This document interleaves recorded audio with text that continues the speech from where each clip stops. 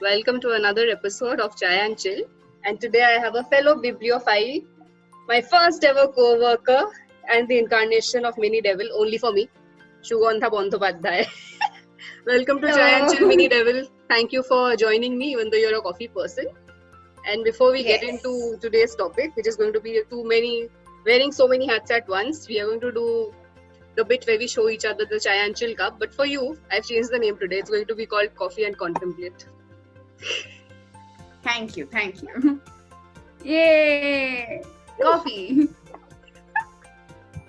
to make humans look a little better than they actually are. Yeah, I found one of those memes which went viral a few years ago, which said, "I don't rise and shine in the morning. I just caffeinate and hope for the best." And I was like, Sugandha. And I have been secretly making memes behind my back, behind everybody's back, for quite a lot of years.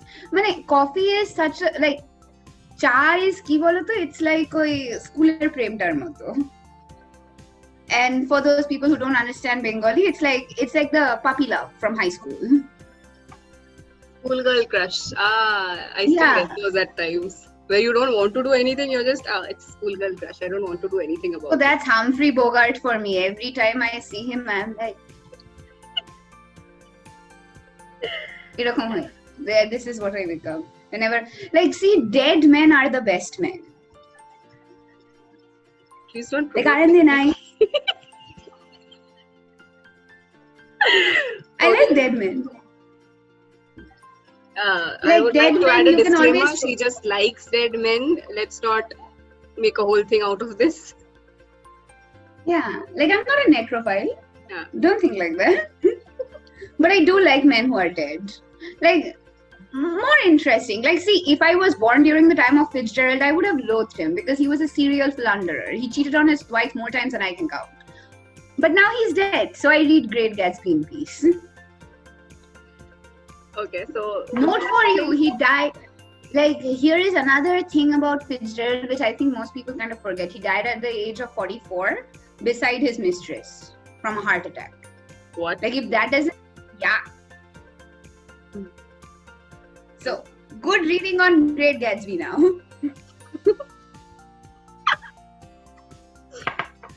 I'm going to do a separate session with you. Sugandha ruins all your favorite books.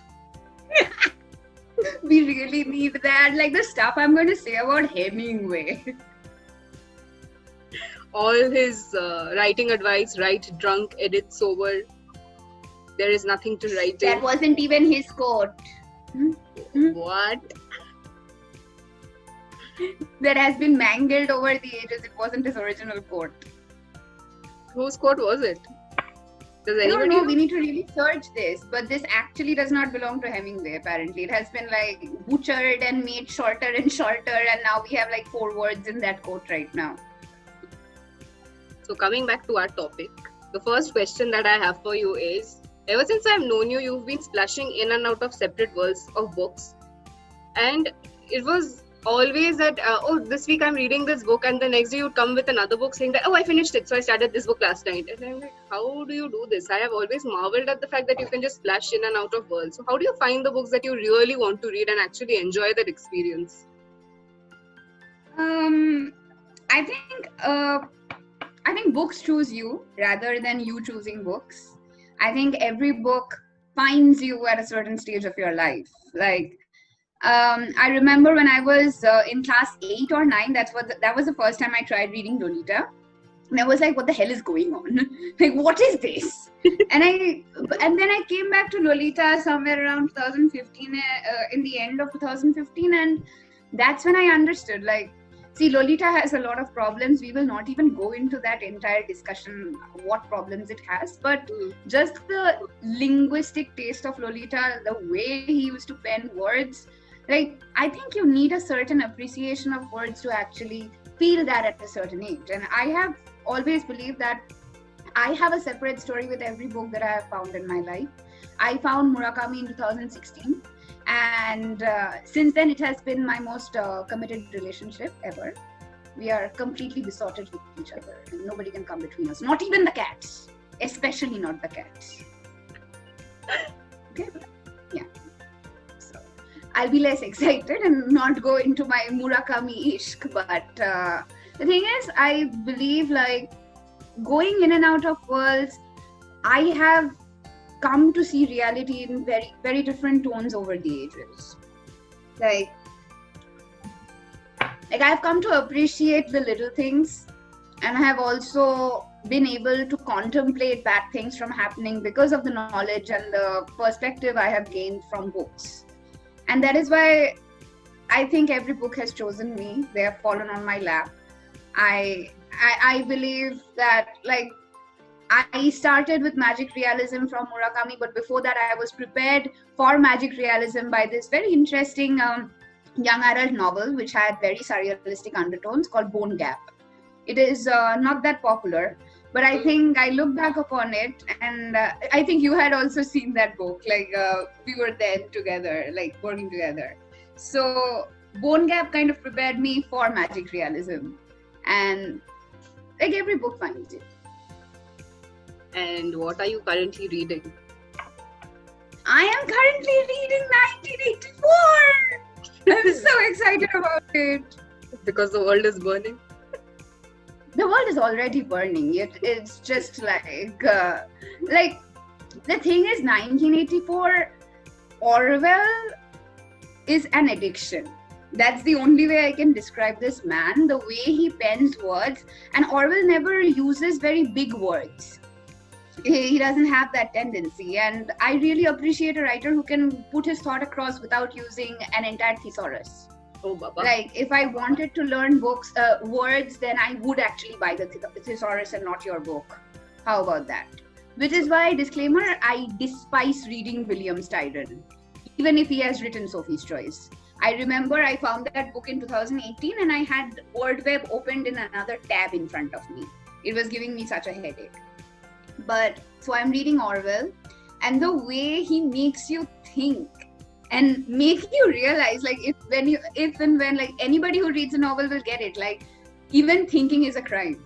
That's the thought crime, and you have the thought police, and it makes you question everything. 1984 is a very is a book that makes you question whatever reality you have around you, and that's a very scary feeling, and I like books that kind of intimidate me. Okay, when we first met, you were the in-house editor for B-Books, and then I found out that you have not one but 2 editing and publishing degrees. How did that happen?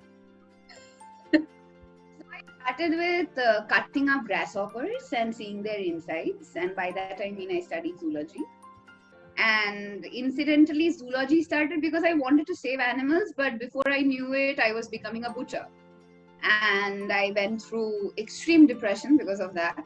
I couldn't take the fact that I like mice. They're kind of cute. So I used to cut a lot of mice during my degree, and that used to make me really sad, and I would cry every day, and I was absolutely lost. That's when I sat down and I realized that if there is something that I have always loved without any gap, it's reading and it's books. And becoming a writer is a very romantic notion, but you need something to feed your mouth alongside. Let's face it, that's reality. Like that is reality. Nobody can, yeah, you need something on the side, something. And the closest thing to that for me was editing. So I took up a publishing course. I studied in IGNU, and then I also did an editing course in Seagull, and I love them both. But of course, the Seagull one is very, very close to the heart. So if I asked you to recommend one of the courses, which one would you recommend? I would definitely say learn from Seagull, but I don't know if the courses are still available right now. I think the editing course is still there. And it's a really marvelous course. And you get to hands-on learn editing. What is the jargon for editing? How a book actually looks, how a manuscript transforms into a book. That goes through a lot of procedures, and like of course editors get asked this one question: oh, so you spell check? That's like literally the tip of the iceberg. We do a lot of things other than that. Yeah, so the thing is, since we both worked in a publishing house, we knew that a proofreader and an editor were not the same things. But a lot of people, when you tell them that, can you edit this? They will like, oh, do you want me to just do it a quick spell check and grammar check? That's proofreading. Yeah, that is proofreading. When people don't get it, like being an editor, especially one who does content editing, and you really need to understand the thought of a writer in order to make sure that he or she comes across on the page. Because with writing, a lot of thoughts are there, but when they are written on the page, they get jumbled up. You as an editor, you need to sit and disentangle the entire thing, which is a very, very strenuous process. Like I have come across several writers, brilliant writers, but they write in run-along sentences, no full stops whatsoever. You need to cut those sentences into pieces and make sure that the entire thought comes across. And for that, you need to keep reading and rereading an entire manuscript, and you need patience for that. Yeah, so that is one of the reasons you need an editor, right? Because at one point of time, like the book that I released, at one point of time, I had to ask somebody else to read it because everything seemed so similar to me since I had spent so many months with the book. You need another pair of eyes, but you need to trust that pair of eyes as well. It doesn't work if you don't trust your editor. Yeah. And we have always seen everywhere there is an antagonistic relationship between the writer and the editor. Yeah. But I will give you this. Antagonism on the surface level is all nice, but if you're really antagonistic to your editor, the book will never be a nice one. You need to be friends with that person because he or she is the person interpreting your set of thoughts for everybody else. You see the world in a certain perspective. He or she brings in the frame of reference that is going to make everybody see your vision. That entire transliteration of your thoughts is a very big process, and that's why you need an editor. Agreed. We started as an editor. You were hell-bent on becoming an editor. You were an editor for quite a long time because I worked with you for the maximum time. And you have edited around, how many books? 10 books, 5 anthologies, more than that I think, because you were always editing at that point of time. But right now you have taken quite a distant turn from what you started with. So if you could share, what do you do now? So I am a social media manager and I work at a consultancy firm. And so it is way less hectic in comparison to actually hands-on editing, which is a more strenuous process. But with social media management, you get to see a bigger perspective and sphere out there. So it's more like, if I had to compare, so editing is more like West Bengal board's mathematics, Casey Nag. Everybody I think remembers it. Scary thing. Remember? Yeah. So that's editing. And social media management is more like ICSE board's syllabus. Very vast, incredibly vast. You get to know a lot of things, but it's not going to make you cry on your bed at night. That's for sure. That's good. Okay, another shared experience we had is KLF. We worked at the bookstore that KLF had. That was a very different experience from the experience you had with your current job when you worked at KLF. So, you want to talk about that a little, maybe? Okay, so the first time I was at KLF, I was selling books and I was talking to human beings, which is very difficult. And doing a lot of mathematics in your head, if I remember correctly. I had to calculate. Like, imagine the pain, crunching numbers.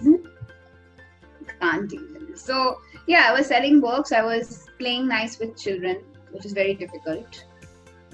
Can't play nice to those people. So, Little humans. More problematic than big humans.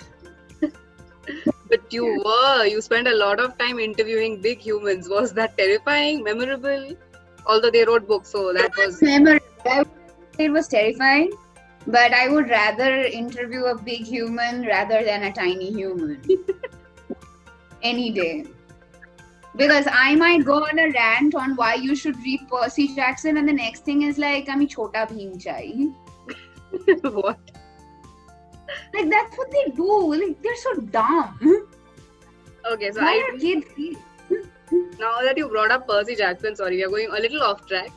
Spoil, or rather, can you tease what is going to happen on Percy Jackson? I have two colleagues. One is a friend right now. He's an ex-colleague. He's become a friend, and both of them freaked out when I told them that, do you know Percy Jackson is being made into a series? And they were like, "What? No one told me anything!" And stop screaming at me. I found out from the other Percy Jackson fan. So you want to talk about the Percy Jackson TV series or like the books? Both. As long as we are not talking about the movies, because the movies were really bad. The movies don't exist. The only good thing What that are came the- out of it was Logan. That's it. That guy. That is it. Because he played a very good Charlie. That's it. Perks of being a Wallflower. Yay! But I think that's a book that we connect to together. It's the book that bound us together. It's a very precious read for me for that reason. It is a very precious book for me too.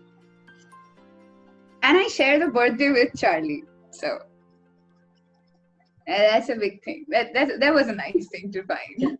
Like, look, fellow Capricorn, just as crazy as I am. And so with Percy Jackson, I think Percy Jackson gives you a very nice intro into Greek mythology. And of course, that's not where your reading on Greek mythology and Greek culture or Greek philosophy should ever end. But it's nice from a very young age to find something like Percy Jackson. And so, okay, a very interesting story. Basically, Rick started writing this story because his son suffers from ADHD and dyslexia, and he couldn't read properly. So he used to always feel alienated in his school, and when he would go to sleep, Rick would tell him stories about this character who is the son of Lord God Poseidon, and he would go into adventures, and he would meet gorgons, and he would meet minotaurs, and he would create a world for his son. And that's how Percy came into being. And that's why Rick started writing Percy Jackson when he was a high school teacher himself. And now this kid recently graduated with an education degree for teaching disabled children, which is fantastic. It's brilliant. Like, Uncle Rick is everything. He is a superhero for me, and that's the kindest old man I have ever seen. And so with Rick, Rick kind of introduces you into the complex Greek mythological world in a very hilarious manner. And you're kind of lulled into it, especially the any book's chapter name. It's ridiculous. Like, the first chapter was something like, I think I blew up my maths teacher. Like, who doesn't want to do that? I remember. So the thing is, I think I was in Pondicherry when I was reading the first book, and I was sitting in the veranda. I have pictures. My mom took pictures of me because I was laughing the entire time when I was reading, and I wouldn't speak to anybody because I think I told you that I did not like the movie so much, and you said, please read the book. They are so good. And you kind of told me that, go read the book. Please read the book. I love Percy, and I am somebody who grew up with Percy, not Harry Potter. I read Harry Potter way late, and by the time I had become a cynical person, not a kid anymore. And so, like, I never could go through the entire phase of romanticizing with Harry Potter franchise. I never had that. I never imagined like school meant friends or like having a golden trio. School was basically bullying for me. Let's not even go to my school ever. So it's a horrid experience out there. You won't go to your school, but we will talk a little bit about both the physical and the mental health journey. I know I remember telling you that Harry Potter was the one thing that I used to bank on when I was in school, because I did not like being a child at all. I hated going to school. I hated my school.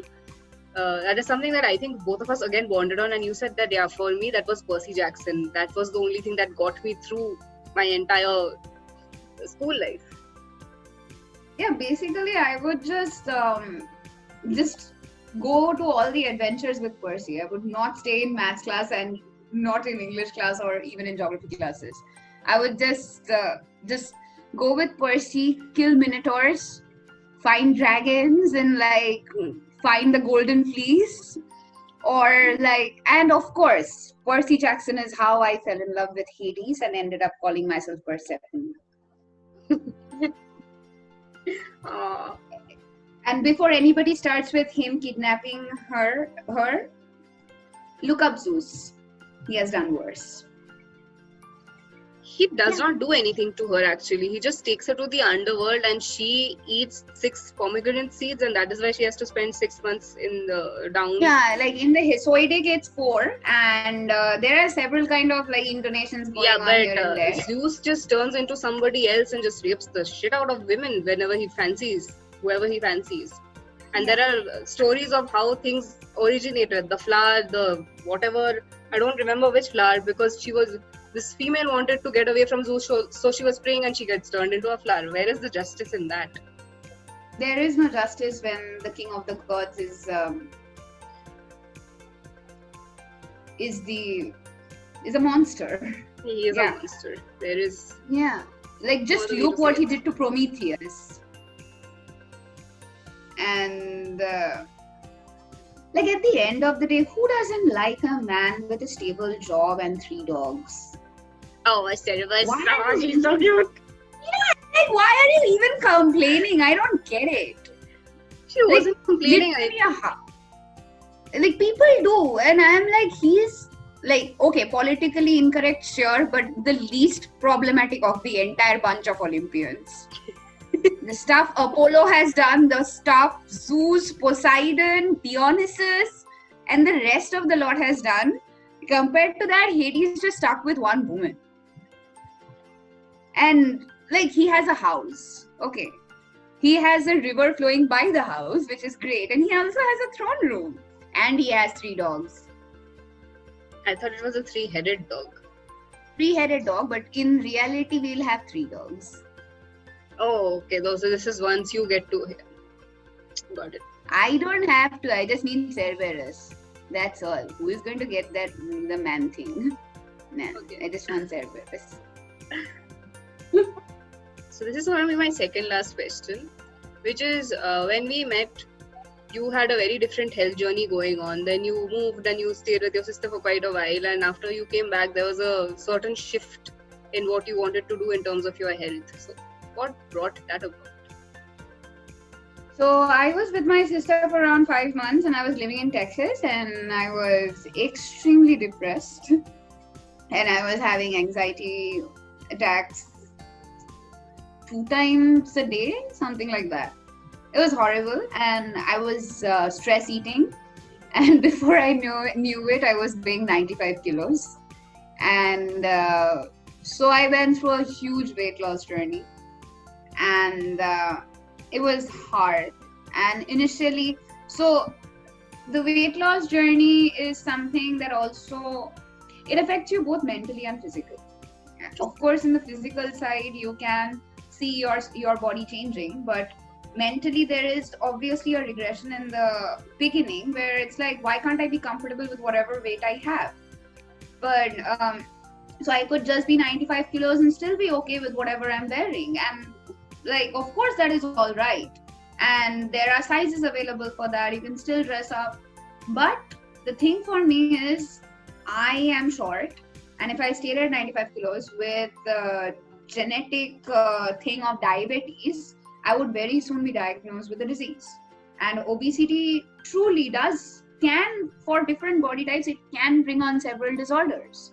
And there is no denying that fact. And I was unhealthy. I wasn't sleeping. If I was sleeping 13 hours a day. And then I'm not sleeping at all. And I'm eating all the time. And that was not a very healthy lifestyle I was leading. And so I had to sit myself down and go through my priorities and convince myself that this is not about looking good per se. I didn't do this to look appealing to another person. I did it because I wanted to be healthy. I wanted to feel better about myself. Just hold on. I think my yeah. So what actually happened was, so I had to convince myself that I'm doing it for my health. And that's when I started doing it. And initially it was hard. People were having egg rolls in front of me, and that's torture. Yeah, that is Like, who can deny egg rolls? But yeah, so oatmeal and egg roll. So oatmeal came instead of egg rolls, and yeah, and over the time I changed. My body felt lighter. I could run, and before I knew it, running 11 kilometers a day became a part of my lifestyle. Yeah, So you really like I wouldn't say that and I'm not gonna say that losing weight cures you of depression or anxiety or anything. Those I still have. But it just gives me the energy to deal with it, I guess. Yeah, I remember your running phase because the last time I went to Calcutta, you actually ran from your home to the cafe where I was supposed to meet you, and I'm like, "Where's the car?" And I ran. What? I do love running. I run from everything, even my problems. That thing has not changed. I was about to say that I have known you since 2016, and it was amazing seeing you grow into your own person, because I remember how you were and who you've become. It's amazing to see that, but yeah, you're still the same in most ways, where you run from your problems, you make inappropriate jokes when you don't want to deal with situations. Which brings me to my final question, which you do not like answering at all. You're a woman of many talents. I have been reading your writing since 2016. When are you writing a story? Okay, no. I'll take that back. You've written plenty of stories and you've read them out to me as well. When are you writing a book? My God, why do you ask for such commitment? What is this? Whoever asks for such commitment these days.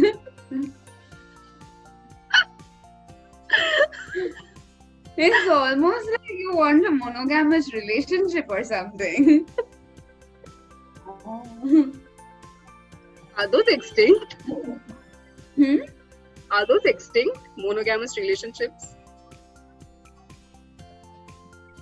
I won't say anything.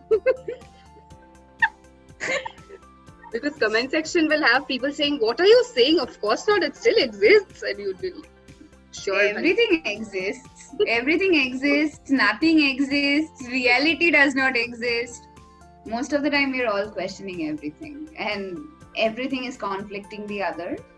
All I know is that you need to find your little space of peace, not hurt people. Get a lot of dogs or cats. So whatever floats your boat. I'm just basically, even a lizard. A lizard is also better than a human being. Actually, lizards are kind of nice. They're kind of creepy because they'll watch you bathe. Yeah. See, from what I know about you, you are a fantastic editor. You write really well, even though I don't know why you've stopped it. You read a lot and you have an opinion about all the books, and you had a little bundle of history. So, sorry, I know I said it's final question, but there's one thing I suddenly remembered is you are fascinated by history and you love reading historical fiction. And then, I don't know if you do it publicly or if it's just me, but you like calling me up and telling me, but all these things are inaccurate. You see, this is what happened and this is what this person is saying, and I don't understand how. This book, it was so good till 200. Page 200, then it just drops. What? It's dumb. I can't stop it. Like, history is beautiful. If there is, I can never stop fangirling over that subject, and because as a kid I was that kid who would ask, why would I want to read about dead people? Now I'm an adult and I know dead people are nicer because they're dead. So with history, I think I fell in love. I think it's very important to inculcate, if you have a kid or with the future generation, they need to understand that history is something that you need to study in order to know your present. or your reality for that matter. Whatever you see around you comes with a story, and that story is history. And without history, we wouldn't be here today. And so I despise historical inaccuracies, because I really think that in this age of internet, you can just Google when the corset was there or when pneumonia actually was a thing. And like a lot of things can be known with just a Google search. Yeah. Stop misinforming your readers. Yeah. And it is the duty of the writer as well as the editor to understand that this is a misinformation. And you're just releasing that to the common public, and with the reference of that book, people are probably going to say something wrong. And I think it's the duty of the editor as well as the author to make sure that people know the right things. It is a big responsibility. Being an editor is not an easy job. It might look like a very easy job, but it is a difficult task. If you actually go into the depths of editing, of course, if you just want to like correct pages, sure, but it is hard. And history with and like right now, I think all people have a right to know things. Yeah. And books are the places where we go. So if we are misled from there, if we are strayed from there, then where do we go?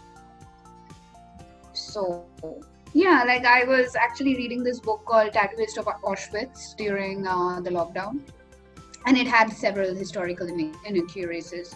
And there was an entire article from Guardian and from the Auschwitz Center that said like these are different kinds of misinformation that has been like going on around about the concentration camps. And we know that the Holocaust was such a big thing in history. It's like it's a big pivotal incident that changed everything. Yep. And if people carry misinformation regarding that, I think that's not done. That's not fair, because we need to understand what actually happened. People need to have knowledge. People have the right to know, and which is why I think a lot of research, like historical fiction, has a real job. And of course, people can say, but this is fiction, and you know, people have artistic license, which is all great. Have artistic license, but don't then say that this is an absolutely true story. An artistic license is all great, but do not put anachronistic things in there. Having artistic license, you can make people talk, your characters act or talk in certain manners. That's your artistic license. Yeah. But you cannot change the entire the landscape of the story you're basing it in. You cannot bring like an AI into a concentration camp. Like what is this then? Like, and if you're going to go for that, then read steampunk. That's another fantastic genre.